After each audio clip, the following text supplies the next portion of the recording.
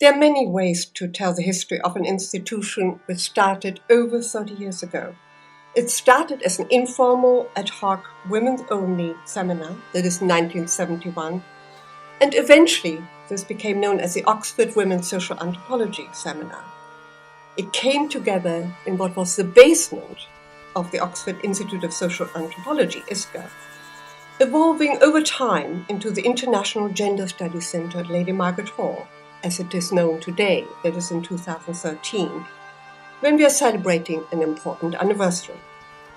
30 years have passed since the formal establishment of the Centre for Cross-Cultural Research on Women, the predecessor of IGS, when it was then affiliated to Queen Elizabeth's House, then at the address of St. Giles, number 21. There is foremost the central mission of IGS. Through our various core activities, research, teaching, publishing, we seek to cast gender-centered and gender-critical perspectives on any given subject matter, always with an understanding, important to us, of the imperative for the researcher, critical self-reflexivity, always with an understanding of the impact of our intervention, however benign in intent, and how this might throw into relief ethics, responsibility, and vulnerability in all these complex environments in which we observe, interpret, and provide findings. Attention to transformative knowledge production and research. Attention to methodology and method, to collaborative and partnership-based approaches characterize much of what we do. And this can be said in regard to the Centre's most recent, current research program. The IGS research program focused on gender, health and education in Burma was inspired by our patron, Aung San Suu Kyi. On the occasion of her 2012 visit to Oxford to receive her honorary doctorate, she exhorted her old university to engage with educational institutions, foremost with Yangon University, and make use of Oxford privileges of knowledge and resources to do some good. IGS, with the support of LMH, has become part of Oxford's Burma portfolio. And given the mission and objectives of our centre, we seek to apply principles and methodology of evidence-based transformative research. At the same time as we are aware of the challenges such traveling, knowledge, imagination, history and resources must entail. But there's no other way to construct meaningful collaborative partnerships. Here I give you images from the preparatory Burma trip, a trip I undertook in March, April of this year. What it also illustrates is the importance of process to us. That is process from the conception of the research project, the research itself, and into how it spills over into seminars, into workshops, importantly into publications. These are mere glimpses of the multiple conversations that constitute Myanmar's development narrative, whether government, UNICEF initiatives for reform of educational sector, the dynamic women's groups such as META, a local NGO, or Baptist NGOs working against gender-based violence, or a retired Yangon University librarian and intellectual participating in Dole Su's educational initiatives, and lastly, a parliamentarian who left academe to assert her voice in the regional parliament.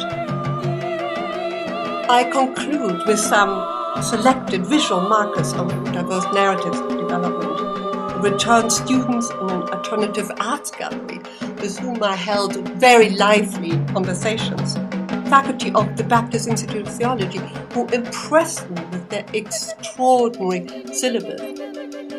And a woman worshipping at a shrine in the Shadagon Pagoda in Yangon. The following photos from our past, but also recent and current years, allow only glimpses of the varied activities which form our core program.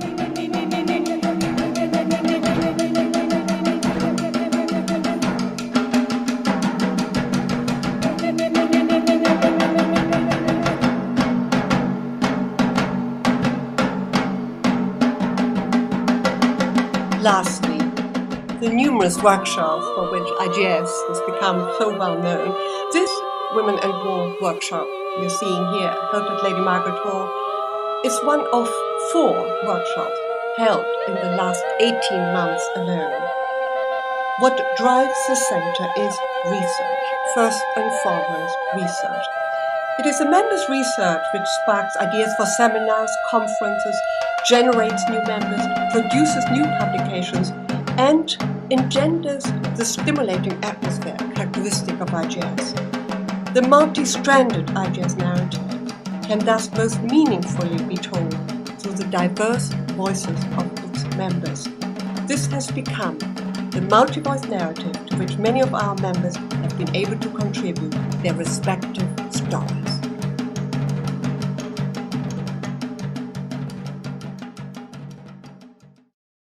My name is Deborah Bryson. I'm an economic geographer and sociologist by training. One of the first books I published was on African women peasant farmers, entitled Women Wielding the Hoe. Since then, I've been researching the proliferation of types of work that people are engaging in to earn cash in the face of declining returns to African peasant agriculture. Most recently, I've been intensively researching the heavily male-dominated artisanal mining of gold and diamonds in East Africa. Women are engaged primarily in gold processing, involving drudgerous rock crushing. In 2012, my DFID-funded research project hosted cultural festivals for Tanzanian secondary school students living in mining settlements who were asked to express themselves artistically regarding what it's like to live in a mining settlement. I will end with some of their artwork. I'm Shirley Ardner, who started the Centre with Helen Calloway and other colleagues.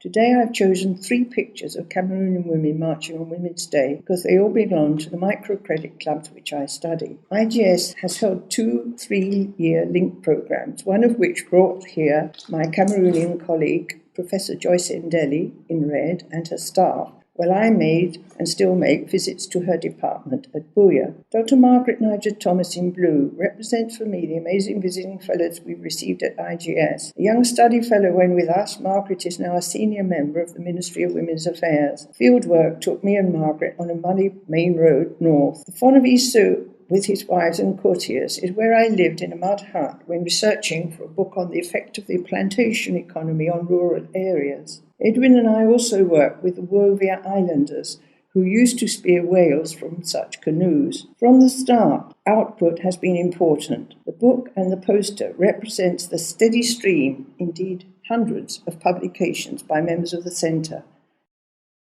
Reading de Beauvoir at the Sorbonne, Paris, I arrived at Oxford a feminist and became the first woman member of the Oxford Union. After a BA in PPE, I completed a Cambridge postgrad anthropology course with Edmund Leach, my mentor. A chance research position was to facilitate long-term fieldwork on gypsy sites, my Oxford doctorate, and emergent monograph. Subsequent research included my terrifying boarding school, Normandy farmers, and ethnographic fieldwork methods. My latest book, Anthropological Practice, draws on dialogues with anthropologists of 16 nationalities who've done fieldwork around the globe.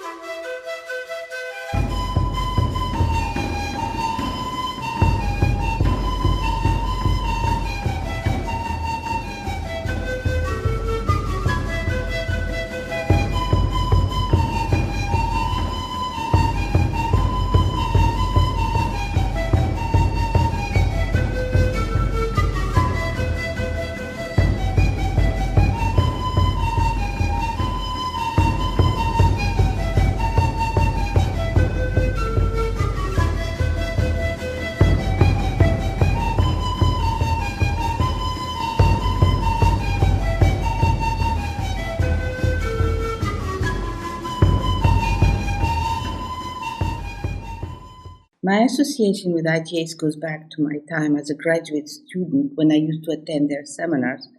Just before I became a full member of the center, I was senior lecturer and head of research at the University of Addis Ababa for over 6 years. The book is about female and male street children and youth gang members.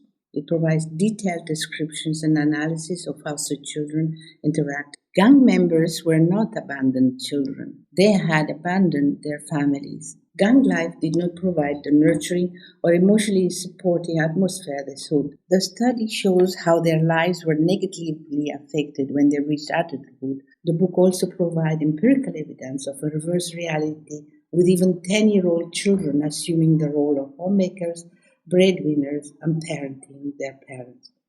The crucial aspect of the book is that it delved into children's sexuality, as well as how masculinity, masculine ideals of being female and male are formed and shared by both sexes.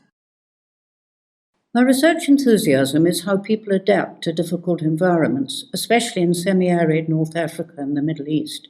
My doctoral thesis was on water, settlement, and migration in central Sudan. Here's a landscape in black and white. I then worked broadly in development on malaria control in the Emirates for NGOs in Egypt and Jordan, for international agencies, and DFID as a social development advisor leading on gender. I relish joining IGS, re-engaging with former interests, co-editing Gender, Water and Development, Gender and Family among Mobile Professionals.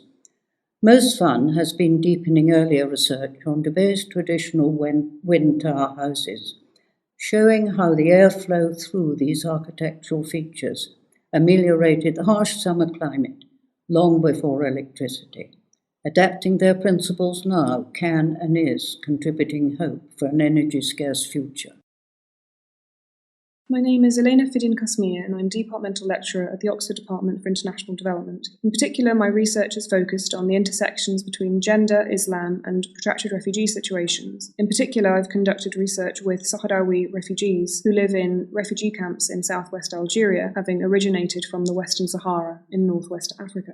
Refugee camps are typically perceived as militarized and patriarchal spaces, and yet the Sahrawi refugee camps have consistently been represented as ideal in nature, uniquely secular and democratic spaces, characterized not only by gender equality, but even a total absence of violence against women. The main focus of my work has been to explore how, why, and to what effect such idealized depictions have been projected onto the international arena. I argue that secularism and the empowerment of Sahrawi refugee women have been strategically invoked to secure the humanitarian and political support of Western state and non-state actors who ensure the continued survival of the Sahrawi refugee camps and their inhabitants.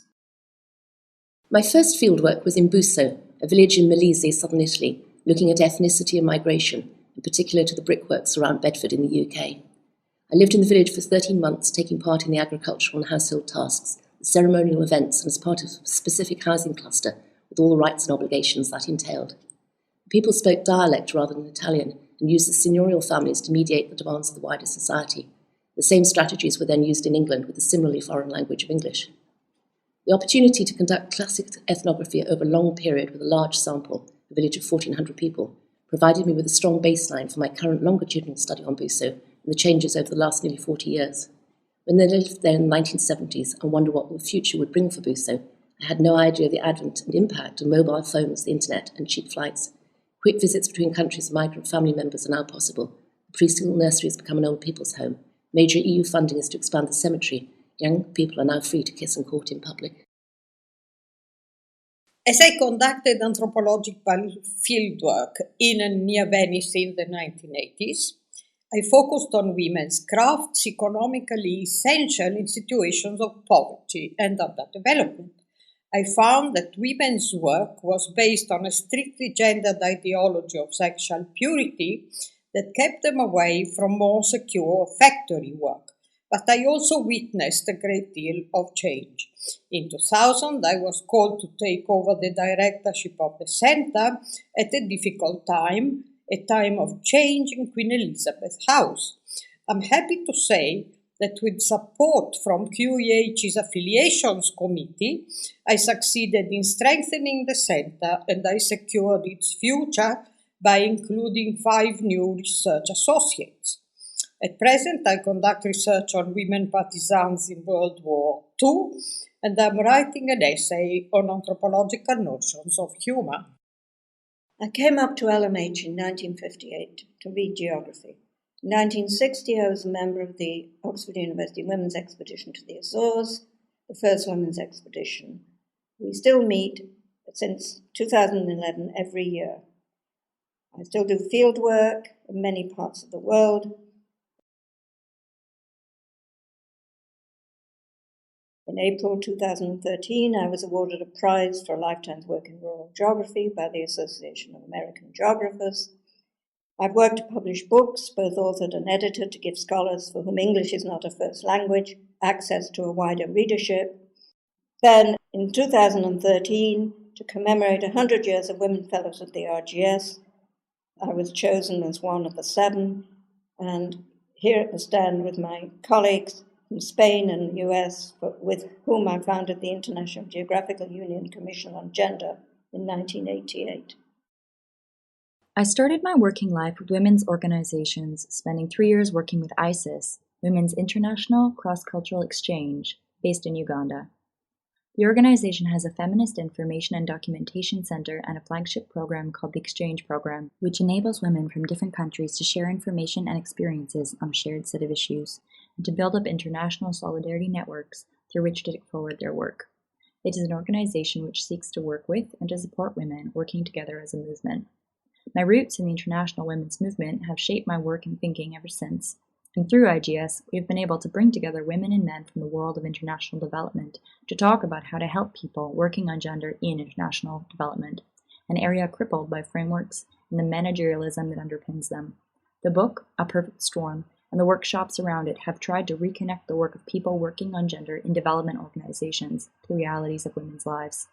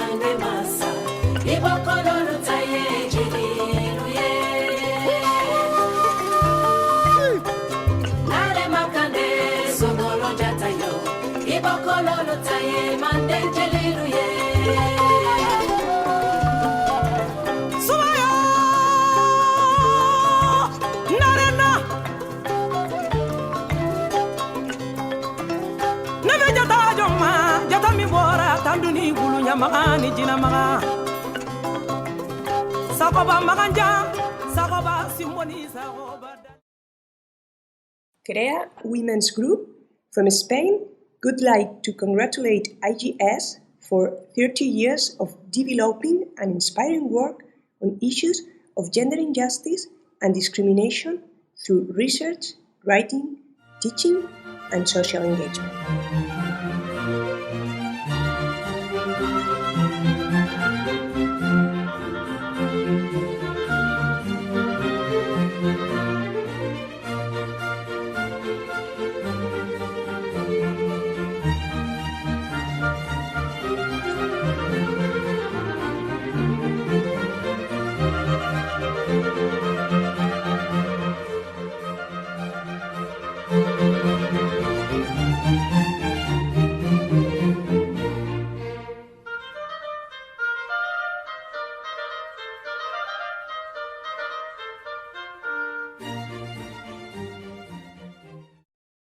In my 2 years at IGS, I have been busy with field research in Liberia, as well as coordinating a seminar series called Gender and Propaganda. In Liberia, I live and work in partnership with host families of small organizations, and my research teammates and I approach individuals to ask them their opinions about gender-based violence, which is a serious issue in post-war Liberia. It's a great way for the interviewees to have a lot of control over the topic of research being discussed, and it's also a wonderful way to meet a lot of really exciting people. I hope that my research can help to promote African voices on this issue and to encourage people to think otherwise about violence in Africa. My name is Basma Abdel Mohsen Al Mutlaq. I'm a Saudi women's rights activist and a researcher. I have a PhD in comparative feminist literature from the School of Oriental and African Studies in London.